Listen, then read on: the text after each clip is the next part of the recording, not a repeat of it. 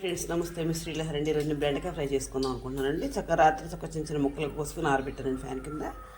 చక్కగా 2 ఉల్లిపాయలు, 4 పచ్చిమిరకాయలు, కాస్తంత కరివేపాకు, కొద్దిగా వెల్లుల్లి జీలకర్ర పేస్ట్ బండి పెట్టేసానండి. చక్కగా ముందుగా ఏం చేస్తానంటేనండి వెల్లిపాయ జీలకర్ర వేసేస్తానండి.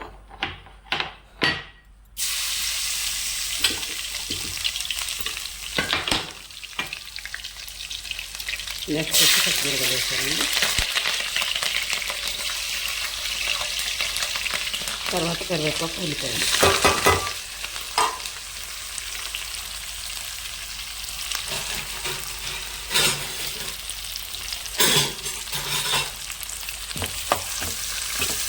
ఉల్లిపాయలు, పచ్చిమిరకాయలు, కరివేపాకు, ఉల్లిపాయ జీలకర్ర కొంచెం దోరగా వేగనిస్తున్నామండి. మూత పెడితే గమ్ము నిగుతుందండి. ఉల్లిపాయ, పచ్చిమిరకాయలు, కరివేపాకు, జీలకర్ర, ఉల్లిపాయ చక్కగా వేగినాయి కదండి. ఇప్పుడు మనం ఏం చేద్దామంటే ముక్కలు వేసేసుకుందాం. బెండకాయ ముక్కలు చక్కగా వీటిని చిన్న మంట మీద చక్కగా సిమ్లో పెట్టేసి మంచిగా చక్కగా మగ్గనిచ్చుకుందాం. ఒక 5 నిమిషాలు ఆగిన తర్వాత అప్పుడు మనం పసుపు, సాల్ట్ వేసుకుందాం. ఇదిగోని చక్కగా పసుపు వేస్తున్నామండి. కొద్దిగా సాల్ట్ కూడా వేసేసుకుందాం. ఒకసారి పసుపు, సాల్ట్ వేసేసాం కదండి. చక్కగా దీన్ని ముక్కలన్నీ కలిగి తిప్పేసుకొని మూత పెట్టేసుకున్నాము.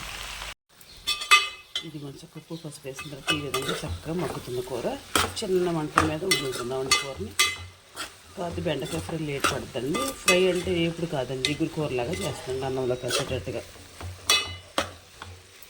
దీని చక్కగా ఈ విధంగా మగ్గనిచ్చుకుందాం కాసేపు. ఇదిగోండి కూర చక్కగా మగ్గిందండి. కొంచెం 1 స్పూన్ కారం వేస్తున్నానండి. జస్ట్ వేసాను వీలైనట్టుగా. పచ్చిమిరకాయలు వేసాను కదండి, అందుకని కొంచెం కారం వేస్తున్నాను. చక్కగా కూర అయితే మంచిగా అయిపోయిందండి. ఇంకొక 5 నిమిషాలు ఉంచుకొని దించేసుకుందాం.